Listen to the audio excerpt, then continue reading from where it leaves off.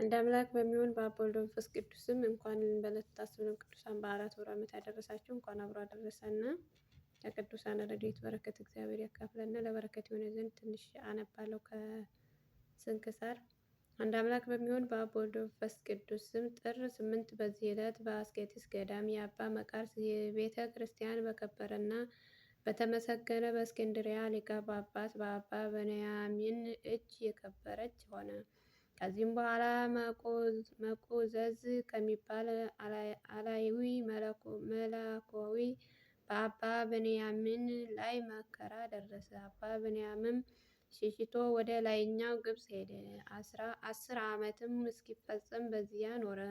ከዚህም በኋላ ያ አላዊ መቆቅዝ እግዚአብሔር አጠፋው። ለቤተ ክርስቲያንም ሁሉ ጸንቶ ሰላም ሆኖ አባ ብንያምንም ወደ መንበሩ ሹመቱ ተመለሰ። የአስቄጥስ ገዳም ሽማግሎች እና መምህራን ወደ እርሱ መጡ። ወደ እርሳቸውም ሄዱ። አዲስ ቤተ ክርስቲያንም እንዲያከብርላቸው ለመኑት። እርሱም የከበረ የአባ መቃርስ ቤተ ክርስቲያን ናት። በታላቅ ደስታ ተነስቶ ከእርሳቸው ጋር ሄደ። የቤተ ክርስቲያኒቱንም መባረኪያ ጸሎት ጀመረ። መሠዊያውንም በሜሮን ሊቀባ በጀመረ ጊዜ የክብር ባለቤት የጌታችን እጅ ከእርሱ ጋር ስትቀባ አየ። ከታላቅ ፍርሃትም የተነሳ በግንባሩ ፍግም ብሎ ወደቀ። ከኪሩቤል አንዱ አነሳው፣ እንዲህም አለው፣ ተነስ፣ አትፍራ። ልዩ የሆነውን ሥርዓት ለዚህ ቦታ ጸፍ። ይህም የእግዚአብሔር ምስጢር የሚጻፍበት ነውና ማንንም በትዕቢት ወይም መማለጃ በመስጠት እንዳይገባ። በውስጡም በሚገባ ካሾመው በቀር የሚደፍርና በውስጡም ከንቱ ነገርን የሚናገር አይኖርም። የእግዚአብሔር መመስገኛ ቤቱ ነውና። ይህም ሥርዓት በዚህ ቦታ እስከ ዘላለሙ የተሰራ ይሆናል። እነሆ በዘመን ይመጣል፣ የአባቶቻችን ትእዛዝም ሥርዓትም ይፈረሳሉ። ይህም የከበረ ቦታ እንደ መሳለቂያ ቦታ ይሆናል። አባ ብንያምንም ይህች የእግዚአብሔር ቤት የሰማይ ደጅ ናት አለ። ይህንም ከኪሩቤል ጋር ሲናገር ከቤተ ክርስቲያኒቱ በስተ ምስራቅ ተመለከተ። አንድም መልኩ በሚያምር ጽሕሙ የረዘመ ፊቱንም እንደ መልአክ ፊት የሚያበራ ሽማግሌ አየ። ለአባ ብንያምንም ደስ አሰኘውና በልቡ እንዲህ አለ፣ ከኤጲስቆጶሳት እንዲሁ ቢሞት በእርሱ ፈንታ ይህን ሽማግሌ እሾመዋለሁ። ኪሩቤል እንዲህ አለ፣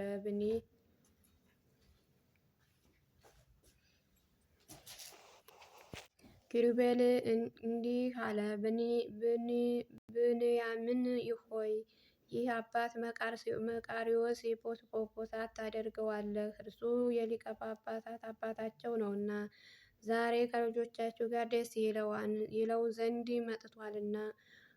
ከልጆቹም መንፈሳዊ ሹመት የሚሾም ወይም አለቃ የሚሆን አይታጣም። ከገዳሚቱ የመንፈስ ቅዱስ ፍሬ አይታጣም።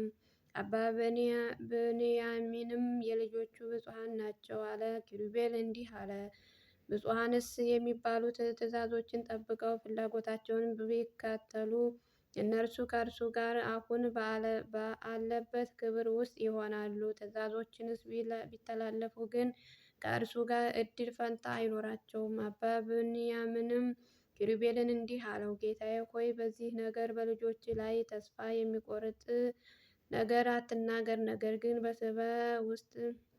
በሰብል ውስጥ እንዲት ቅንጣት የተረፈች እንደሆነ እግዚአብሔር በውስጧ በረከቷ ያደርጋል። እንዲሁም የፍቅር ቅንጣት በውስጧቸው የተገኘ እንደሆነ እግዚአብሔር ከመንግስቱ እንደማያውቃቸው እኔ አምናለሁ። ከአረጋዊ አባ መቃርስ ርኅራኄ የተነሳ ሊቀ ጳጳስ አባ ብንያምን አደነቀ። መልአኩ ኪሩቤል እንዳዘዘው ያንን ሥርዓት ጽፎ ለዘወትር መታሰቢያ ይሆን ዘንድ በቤተ ክርስቲያን ውስጥ አኖረ።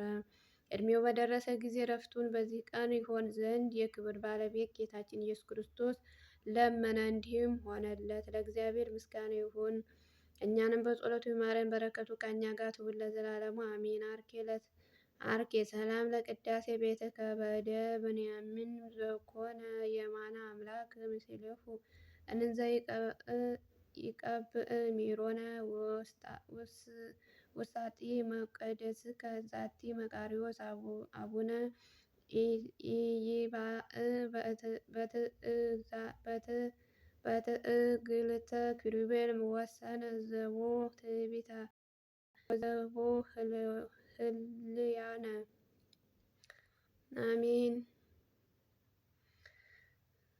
ለሊቀ ጳጳስ አባ እንድርያቆስ ዘእስክንድርያ። በዚህም ዕለት ለአባቶቻችን አለቃ ጳጳስ 37ኛ የሆነ የእስክንድርያ ሊቀ ጳጳስ አባ እንድርያቆስ አረፈ። ይህም አባት የሚራራ አዋቂ ሆነ። እርሱም የቤተ ክርስቲያን መጻሕፍትን ተምሮአልና። እርሱም ለእስክንድርያ ገዢ የአጎቱ ልጅ ነው። ከእርሱ በፊት የነበረ ሊቀ ጳጳስ በገዳማት እንደሚኖር ስለ ቤቱና ስለ ከበረ ታላቅ በዘመኑ ሁሉ በገዳም የሚኖር አልሆነም። በእስክንድርያ ከተማ ባለው ቤት የሚኖር ሆነ እንጂ። የአባ ሕርቃል በነገሰ በ10 ዓመት ከእስክንድርያ ዘመን መንግስት በ933 ዓመት ተሾመ።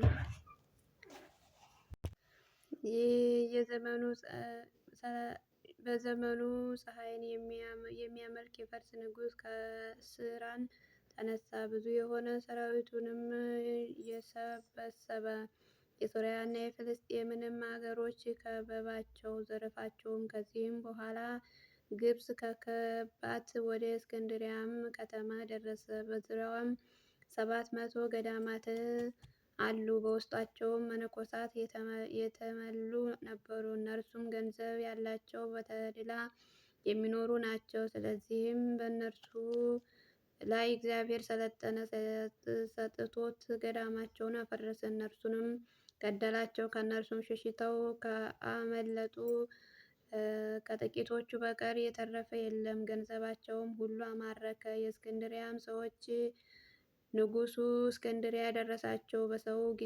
በሰሙ ጊዜ የከተማውን በር ከፈቱለት።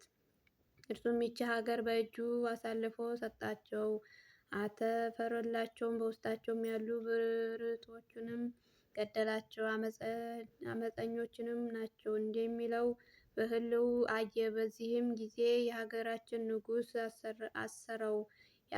የሀገራችንም ሰዎች እንዲህ ብሎ ተናገራቸው፣ አገራችሁንም ይጠብቁችሁ ዘንድ በጦረት ሰራዊት አደረጃቸዋለሁና ዕድሜያቸው ከ18 እስከ 30 ዓመት የሆኑትን ወጣቶች ብርታት ያላቸውን የ40 እና የ50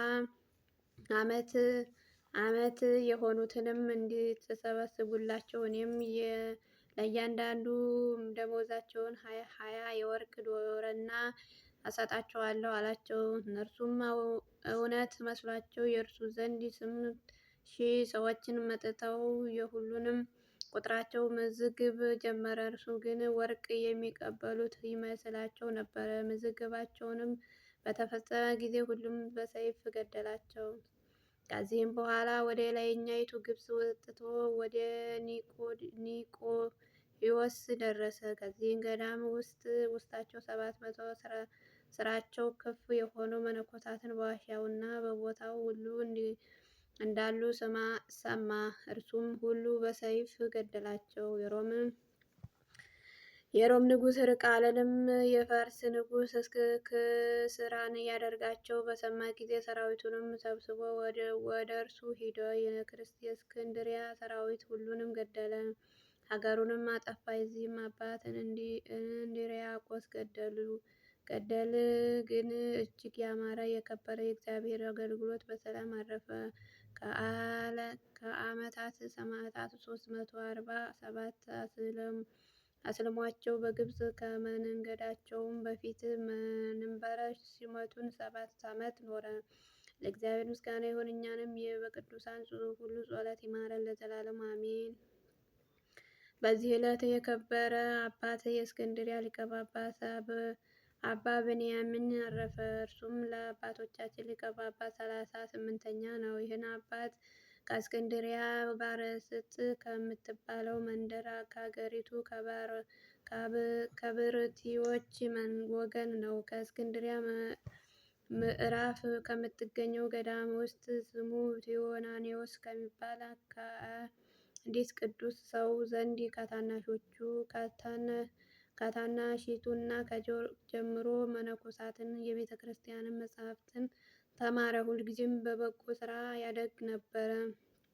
በአንዲት ሌሊትም ብንያም ሆይ ደስ ይበልህ፣ በሃይማኖት በትር የክርስቶስን በጎች ትጠብቅ ዘንድ የሚለውን ራእይ አይቶ ለመምህሩ ነገረው። መምህሩም ሰይጣንና ትዕቢትንም እንዳያስቱ ተጠበቅ አለው። እሺ ለቃሉ ይቅርታ፣ ያው አቋረጥኩት ማለት ነው።